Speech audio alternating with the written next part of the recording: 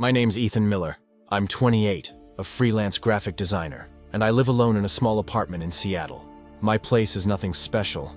A desk facing the window, 2 plants I've somehow managed to keep alive, and the constant hum of rain against the glass. Some nights I stay up working on logo designs or digital art until sunrise, and other nights I just sit there staring at the city lights, feeling like everyone else's life is moving faster than mine. A few months ago, I re-downloaded Tinder, not because I was looking for love or even dating seriously, mostly because I was lonely, and I wanted to remember what it felt like to connect with someone again, even if it was just through a screen. I wasn't expecting much. I've been through enough half-hearted conversations and ghosted messages to know how dating apps work. But then I saw her. Her name was Clara Evans. There was something different about her profile. No over-filtered selfies, no vacation photos, just 3 simple pictures. One of her in a flour-dusted apron, smiling while holding a loaf of bread. One where she was sitting in front of an easel, sketching something with intense focus.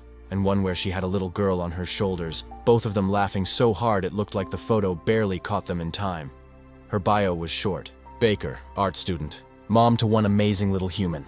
I make great coffee and terrible puns. Be kind, I read it twice. Something about the way she wrote be kind stopped me. Most people said no drama or don't waste my time. She said, be kind. That told me everything I needed to know. So I swiped right. It's a match. I stared at the screen for a second, grinning like an idiot. It had been months since I felt that little spark of curiosity. I messaged her first. So, what's the secret to perfect bread? She replied 5 minutes later. Patience, and forgiving yourself when it burns, I typed back. That sounds like relationship advice. She said, maybe it is. From there, we didn't stop talking. For 3 days straight, our messages were constant. Sometimes deep, sometimes playful. She told me she worked part-time at a bakery called the Flower Room in Capitol Hill and was taking night classes in art. She loved painting, hated cold coffee, and had a 7-year-old daughter named Lila who loved drawing rainbows on the walls. She didn't mention Lila's dad, and I didn't ask. On the 3rd night, I asked if she wanted to meet up for coffee. She said yes without hesitation. Only if you let me pay this time, she joked. Saturday morning came. It was raining, of course. Seattle never lets you forget where you are. I showed up early, nerves kicking in. I kept imagining her walking in, what she'd sound like in person, how she'd laugh. And then she walked through the door. Her hair was tied up in a loose bun, rain glistening on the strands. She wore a gray coat that looked too big for her and a soft blue scarf. She didn't wear much makeup, but she didn't need it. She looked like someone who had lived through things and learned how to stay gentle anyway. Ethan? She asked, smiling. That's me, I said, standing to greet her. Her smile widened a little, and we sat down. I ordered a cappuccino. She ordered black coffee with extra sugar. It wasn't awkward. That surprised me. Usually first dates have that weird energy. 2 strangers trying too hard to be interesting. But with Clara, it felt calm. Easy. She told me about her daughter. How Lila loved to help her bake but always ended up making a mess. How she'd moved to Seattle 2 years ago after her divorce, and didn't know anyone at first. How baking had saved her, gave her something to build again when her life fell apart. I like making things that make people feel warm, she said, stirring her coffee. I guess it's my way of healing people, and maybe myself too, I smiled. That's probably the best kind of art. We talked for nearly 2 hours, completely forgetting about the time. When she finally checked her phone, she laughed. I was supposed to pick up Lila from my friend's place half an hour ago. Guess I owe you another coffee, I said. You definitely do, she replied, grinning. When she left, the place suddenly felt quieter. I watched her walk out into the rain, tucking her hair behind her ear, and I knew I wanted to see her again. That night, I couldn't stop thinking about her. The way she laughed, how she'd paused before answering questions, how she'd looked at me like she was trying to decide if she could trust me. 3 days later, I got a text. Hey, random question. Do you know anything about printers? I smiled instantly. Printers? My least favorite kind of technology. But yeah, I can take a look. She wrote back. If you fix it, I'll pay you in banana bread. Deal. That evening, I drove to her apartment. It was in a quiet neighborhood with rows of identical buildings and a small garden full of overgrown lavender. When she opened the door, she looked tired but beautiful, hair messy, wearing a soft cream sweater, flowers still on her hands. Sorry about the mess, she said. moving a stack of sketchbooks off the couch. "This isn't a mess," I said, smiling. "It's creative chaos." She laughed, and that sound, that real, unguarded laugh, made something shift in me. A small voice called out from another room. "Mom, is the printer guy here?" Clara rolled her eyes. "Yes, Lila, the printer guy is here." Lila came running out, a small girl with brown curls and eyes just like her mom's. She looked at me seriously. "Mom says printers are evil." "She's not wrong," I said, kneeling down to her level. "But sometimes they can be tamed." She giggled, and Clara smiled softly behind her. While I pretended to fix the printer, it just needed paper loaded the right way. Lila sat next to me asking endless questions. "Do you draw? Do you like rain? What's your favorite cookie?" I answered them all, and when I said chocolate chip, obviously, she clapped like I'd passed a test. Clara brought out a plate of warm banana bread. The smell filled the room, sweet and comforting. We ate in the kitchen, talking while Lila colored at the table. At one point, Clara looked at her daughter and said quietly, "She hasn't laughed this much in a long time." I didn't know what to say to that, but it stayed with me. When it was time to go, Clara walked me to the door. "Thank you for fixing the printer," she said, smiling. "It's nothing. I'm good with buttons and wires." "No," she said softly, shaking her head. "I mean thank you for tonight." For a second, the air between us felt heavier, not in a bad way, just full of something unspoken. Then she smiled again, breaking the moment. "Good night, Ethan. Good night, Clara." I walked to my car with rain falling against my jacket, my mind racing. I hadn't planned on feeling anything serious again. But the truth was, I already couldn't stop thinking about her. That night, I drew something. A small sketch of her kitchen. The warm light, the banana bread, the laughter. I didn't know why, but I wanted to remember it exactly as it felt. The next week, she texted me again. "You wouldn't happen to know how to fix a dripping faucet, would you?" I laughed at my phone. "Maybe. But only if there's banana bread involved." "You drive a hard bargain." That became our rhythm. Little reasons to see each other. A faucet, a squeaky cabinet, a crooked picture frame. I started realizing she probably could have fixed half those things herself. But she asked anyway. And every time, I came without thinking twice. One night, while I was tightening a screw on a cabinet door, she said, "You really don't have to keep helping me, you know." "I know," I said. "But I want to." She looked at me for a moment. Really looked. And then just nodded, as if she understood something she didn't want to say out loud. We started spending more time together. Not because something was broken, but because it felt right. Sometimes we'd sit in her kitchen talking after Lila went to bed. Sometimes she'd come over to my place and we'd watch movies while I worked on designs. She'd bring baked goods, muffins, cookies, sometimes an entire cake she accidentally made too much of. Every day, it became harder to tell myself this was just friendship. And yet, I couldn't bring myself to cross that line. She was a mom. She'd been hurt before. She needed peace, not complications. But some nights, when she laughed or brushed her hair behind her ear, I'd catch myself wondering what it would feel like to hold her hand, to tell her how much she'd already changed me. I didn't know it yet, but the night I'd find out would come soon. The night everything shifted between us. The night when helping out a neighbor would turn into something I could never walk away from. A week after I fixed the cabinet, Seattle had one of those storms that make the whole city sound like it's sighing. The rain was steady, soft but endless, and I was in the middle of finishing a project when my phone buzzed. Clara. "Hey, sorry to bother you, but my ceiling's leaking. It's right over my bed." I have no idea what to do. I didn't think twice. I grabbed a jacket, my toolbox, and drove over. The streets were almost empty, the sound of rain bouncing off my windshield. When I got to her building, she was waiting by the door, holding a towel over her head like a kid. "Hey," I said, stepping inside. "Show me where it's leaking." She led me upstairs to her bedroom. The room smelled faintly of vanilla and lavender. The ceiling above her bed had a dark spot spreading across it, water dripping onto a blanket she'd laid down. "I don't think it's serious," I said, climbing up onto a chair to check. "Looks like the seal from the roof vent is loose. I can patch it temporarily." She nodded, holding a flashlight for me, her hand steady but close enough that I could feel her presence. "Thank you," she said quietly. I just didn't know who else to call. The words hit me harder than I expected. I turned to look at her. "You did the right thing." When I was done, I climbed down and brushed dust off my hands. She was standing close, closer than usual. There was tiredness in her eyes, but also something else. Something I'd been trying not to see for weeks. "You're soaked," she said suddenly, "and freezing." Let me get you a towel. Before I could respond, she disappeared into the bathroom and came back with one. I started to take it, but she shook her head and stepped closer, gently drying my hair herself. Her hands were warm, soft, and I didn't move. I just stood there, feeling every second stretch longer. "You're always helping me," she whispered. And I never really asked why. I smiled faintly. Maybe I like fixing things. Her eyes searched mine. "Even broken people?" That stopped me. I didn't know what to say, because that's exactly how I saw her sometimes. Not broken, just someone who'd been through too much and still managed to smile anyway. "I don't think you're broken, Clara," I said softly. "Just tired of holding everything together." She let out a small breath, one that sounded like relief and sadness at the same time. "You say things like that, Ethan, and I don't know what to do with them." "Don't do anything," I said. "Just hear them." For a long moment, neither of us spoke. The only sound was the rain outside, tapping against the window. Then she looked at me again, eyes glistening, and said, "Stay tonight."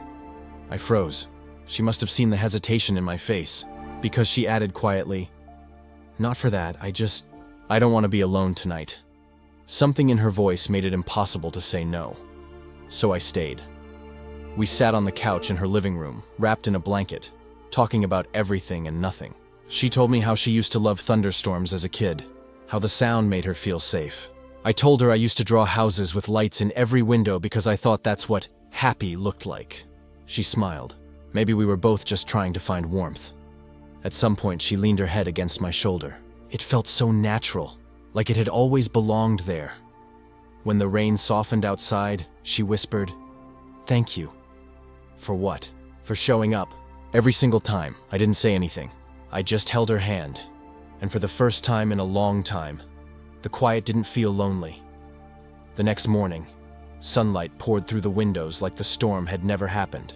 Clara was making coffee in the kitchen, wearing one of those oversized sweaters that looked impossibly soft. "Good morning," she said, smiling when she saw me. "Morning. Ceiling's holding up? Guess I'll have to keep you on call then," she teased. I sat at the table, watching her move around. There was something about that moment, the simple domestic calm, that hit me deep. I hadn't realized how much I'd missed waking up to someone's presence. Lila came running out of her room, her hair a mess. "Ethan, you stayed?" "Yeah," I said. "Had to make sure the ceiling didn't fall down." She giggled. "Mom said you're a hero." Clara looked over her shoulder and smiled shyly. "I didn't use that word." "You didn't have to," I said. We all had breakfast together. Pancakes, coffee, laughter. And for a while, it felt like the kind of morning people spend years chasing. The next few weeks, Clara and I grew even closer. It wasn't planned. It just happened. She'd call me when she needed help, but now sometimes she called just to talk. Sometimes I'd pick her and Lila up from the bakery. Sometimes she'd stop by my apartment with extra pastries she'd accidentally made too many of. Our connection deepened in small moments, shared jokes, long looks, quiet silences that didn't need filling. But one evening changed everything. It was late, and we were sitting on her porch, watching the city lights shimmer in the distance. Lila was asleep, and the night was unusually calm. Clara was quiet, playing with the edge of her cup. "Can I tell you something?" she asked. "Always. I almost didn't swipe right on you. That surprised me." "Really?" She nodded. "You looked too put together. Like someone who didn't need fixing," I laughed. "If only you knew." Her eyes softened. "I know now." We sat in silence for a while, and then she said quietly, "It's been a long time since I've felt safe with someone. You don't make me nervous. You make me feel seen." I turned to face her. "That's all I ever wanted." She smiled, but it faded as she looked down. "But us, it scares me, Ethan. I don't want to mess it up. Lila's finally happy again. I can't bring someone into her life unless I'm sure." I took her hand gently. "Then take your time. I'm not going anywhere." She looked at our hands for a moment, then up at me. "You really mean that, don't you?" "I do." She leaned in then, slowly, like she was giving herself permission for the first time. Our lips met softly, hesitant, trembling, but real. The kind of kiss that doesn't rush or pretend. When we pulled back, she whispered, "That was a mistake." "Maybe," I said, "but it felt right." She laughed quietly, shaking her head. "You always know what to say." "I only say what I mean." We didn't talk much after that. We just sat there, hands intertwined, listening to the city breathe. That was the night everything changed. From that point on, we weren't just neighbors or friends or two people finding excuses to see each other. We were something else. something neither of us could define but both of us could feel. Every touch, every look, every small kindness grew heavier with meaning. And even though neither of us said it out loud yet, I knew I was falling for her, completely. The night after our first kiss, I couldn't sleep. I kept replaying it. The softness of her lips, the way her hands trembled, the quiet breath between us. It wasn't just attraction, it was connection. Something I hadn't felt in years. I wanted to text her. I wanted to say something, anything, but I didn't. I didn't want to scare her off. The next morning, I got a message from her. Clara. Coffee? Just one word, but I smiled. When I arrived at her apartment, she was already sitting at the table with 2 mugs. Her hair was still damp from a shower, and she looked nervous but calm. Morning, I said. Morning, she replied softly. About last night? I took a seat. You don't have to explain anything, she sighed, looking down at her hands. I haven't done that in a long time. I wasn't planning to. I know. I don't want to rush into something and ruin what's already good. I'm not going anywhere, Clara. We can take it slow. Whatever pace feels right. She looked up at me, relief in her eyes. You always make things sound simple, I smiled. That's because the truth usually is. Over the next few weeks, things between us shifted, gently, naturally. There were no declarations, no big romantic speeches. Just small moments that said everything words couldn't. Like when she'd stop by my place after work, tired but smiling, holding a bag of takeout. Or when I'd see her waiting by her window whenever I came home late, pretending she just happened to be watering her plants. Sometimes we'd sit together on her couch while Lila did her homework. Clara would lean against me, and I'd feel her hand graze mine. Soft, unspoken comfort. There was one night I'll never forget. It was Lila's birthday. Clara had thrown a small party. Balloons, cake, a few friends from her daughter's school. I helped with the decorations, hanging string lights on the porch. When everyone left, the 3 of us sat outside, the glow of the lights reflecting in Lila's eyes. Best birthday ever, Lila said, yawning. Clara smiled and kissed her forehead. Go get ready for bed, sweetheart. When she went inside, Clara turned to me. You're part of her favorite memories now. You know that? I looked at her. I'm okay with that. She really adores you, she said softly. And I think that's what scares me. Why? Because if this doesn't work, she's the one who'll hurt the most. I reached for her hand. Then we'll do everything we can to make sure it does work. She looked at me for a long moment, and then she smiled. That quiet, sad smile that always made me want to hold her. But things rarely stay simple. About a week later, Clara's ex-husband showed up. I was fixing a broken hinge on her kitchen cabinet when there was a knock on the door. Clara opened it, and there he was, tall, clean-shaven, wearing a sharp gray suit. He looked like someone who never learned how to apologize, only how to win arguments. Clara, he said, we need to talk. Her whole body stiffened. Now's not a good time, Mark. I won't take long. His eyes flicked to me. You must be the neighbor. I stood up, wiped my hands, and nodded politely. Yeah, Ethan, he smirked. Right, the handyman. Clara stepped between us. Mark, please. He exhaled sharply, lowering his voice. I just came to say I've been thinking, maybe we made a mistake. Maybe we can fix this. She blinked, stunned. You cheated on me, Mark. You walked out. You don't get to rewrite that. He looked around the apartment, his jaw tightening. This place, it's smaller than I imagined. You really think this is better for Lila? Her voice trembled, but she stood firm. It's peaceful. That's better than big and broken. He didn't have an answer for that. Finally, he muttered, You'll regret this, and left. The silence that followed was heavy. Clara leaned against the counter, her hands shaking. I stepped closer, careful not to crowd her. You okay? She nodded slowly. Yeah, just surprised. He never looked sorry before. Don't let him make you question yourself. She looked up at me, her eyes glistening. You really think I did the right thing? I think you saved yourself, I said softly. And your daughter, she smiled faintly. You always know what to say. Maybe because I mean it. That night after I left, she texted me again. Clara, thank you for everything today. Me. You don't have to thank me, Clara. I do, because you show up every time I need someone, and I don't know how to be that lucky. I stared at the screen for a long time before typing back, me. It's not luck, it's timing. A few days later, she invited me and a couple of friends to a weekend barbecue in her backyard. It was warm, golden weather, the kind that makes everything look softer. I noticed people watching us, whispering quietly when she laughed at something I said. One of her friends leaned in and asked her, "So, are you two, you know?" Clara smiled awkwardly. "We're just friends." But her eyes found mine across the yard, and I could see the conflict behind them. Later that night, after everyone left, I asked, "Is that really what you think we are?" She looked at me for a long time before answering. "No, but saying it out loud makes it real. And real things can fall apart." I stepped closer. "Or they can last," her lips trembled. "You really believe that?" "With you, I do." She didn't respond, just leaned in slowly until her forehead rested against my chest. I wrapped my arms around her, feeling her heartbeat, fast, steady, scared. We stood there for a long time, under string lights and the hum of the summer air. Weeks passed. We didn't define what we were, but we didn't have to. The world around us blurred, only we made sense. Sometimes I'd find her staring at me across the room. That soft, wondering look people have when they're afraid to hope. And then, one evening she whispered, "I don't want to hide anymore." I smiled. "Then don't." She took a deep breath. "Ethan, I love you." The words hung between us, fragile, beautiful, terrifying. I didn't hesitate. "I love you too." We kissed, not with hesitation this time, but with all the things we'd been holding back for months. The weight of it, the relief, the ache, it was everything. When we finally pulled apart, she laughed quietly, tears slipping down her cheeks. I didn't think I'd ever feel this again. "You don't have to stop now," I whispered. She looked at me, eyes shining in the dim light. "Promise me something. Anything. Don't ever leave when it gets hard." I cupped her face gently. "I've already stayed through the storm, Clara. I'm not going anywhere." That was the night everything finally felt right. But neither of us knew.